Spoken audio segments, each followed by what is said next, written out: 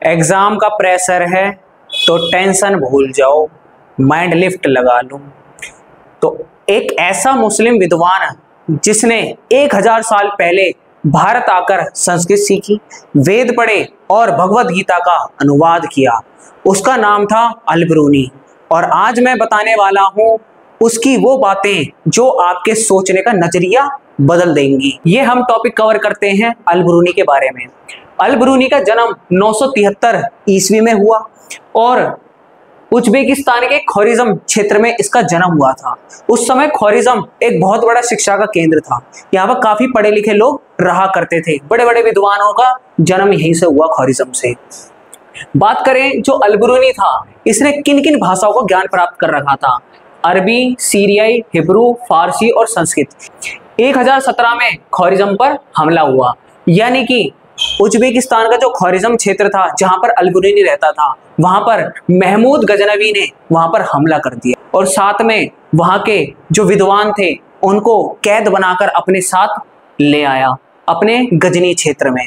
और उन्हीं में से एक था अल-बिरूनी जिसको कैद करके लाया गया था। तो अल-बिरूनी भारत में जब आया तो एक कैदी के रूप में आया था।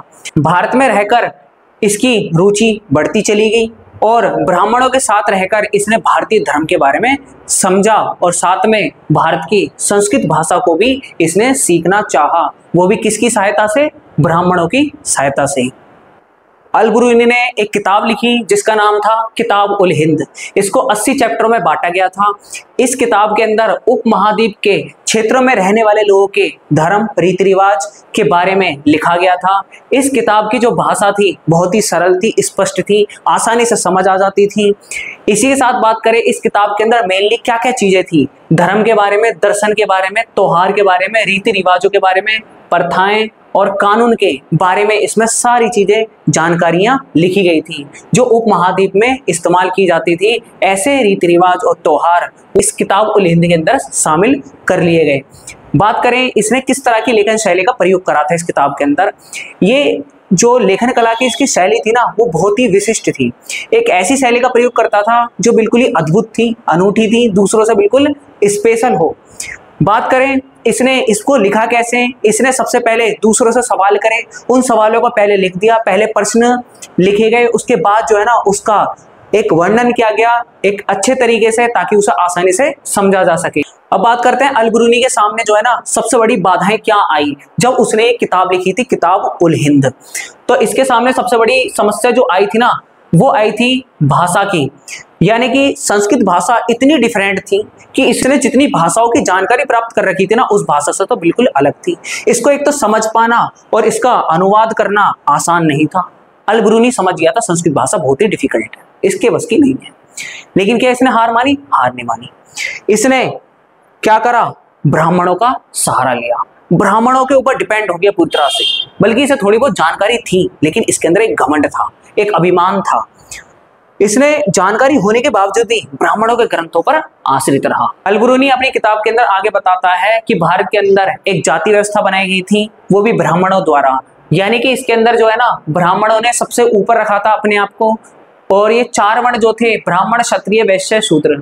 ब्राह्मण का काम था वेद पढ़ना, क्षत्रिय का काम था युद्ध करना, वैश्य काम था व्यापार करना और शूद्र जो थे वो तीनों वर्णों की सेवा करते थे। तो यहां से हमें पता चलता है कि भारत के अंदर वर्ण व्यवस्था थी। इसी के साथ अल-बिरूनी ने ये कहा कि ऐसी ही वर्ण व्यवस्था एक फारस के अंदर भी थी। जैसे वहां पर पहले ऊपर रखा गया था शासक वर्ग को, नीचे रखा गया भिक्षु यानी भिखारियों को, फिर वैज्ञानिक और यहाँ पर किसान और शिल्पकारों को रखा गया। इससे हमें ये पता चलता है कि वर्ण व्यवस्था केवल भारत में नहीं थी बल्कि फारस में भी थी। तो जाति व्यवस्था दूसरे देशों में भी देखने को मिली अल-बिरूनी किताब को पढ़ने से। ब्राह्मणों का ये मानना था कि अगर कोई व्यक्ति अगर अपवित्र हो जाता है तो वो दोबारा पवित्र नहीं हो सकता। जैसे शूद्र का काम करने वाला कोई व्यक्ति अगर वो अपवित्र है तो अपवित्र ही रहेगा। लेकिन अल-बिरूनी ने इसे साफ साफ मना कर दिया, कह दिया कि अपवित्रता की मैं मान्यताओं का पूरी तरह से अस्वीकार करता हूं। जो अपवित्र हो जाता है ना वो हमेशा अपनी पवित्रता को प्राप्त करने का प्रयास करता है। जैसे कि जो एक बार अपवित्र हो जाता है तो अपनी खोई हुई पवित्रता को प्राप्त करने का प्रयास करता है और उसमें वो सफल भी होता है। जैसे इसने उदाहरण दिया और इसको प्रूव भी करके दिखाया। जैसे पृथ्वी पर हवा काफी ज्यादा दूषित देखने को मिलती है, इसमें कई सारे बैक्टीरिया, जर्म्स, धूल मिट्टी कई सारी देखने को मिलती है, लेकिन ये पूरी तरह अपवित्र तो नहीं है। कहीं ना कहीं सूर्य इसको क्या करता है, पवित्र कर देता है, क्योंकि इसकी जो हीट होती है उससे जर्म्स और बैक्टीरिया मारे जाते हैं। इस तरह से हवा भी अपने आप को जो है पवित्र कर लेती है। तो इस प्रूफ के साथ जो है ना, अल गुरू ने अपवित्रता की मान्यता को पूरी तरह से अस्वीकार कर दिया।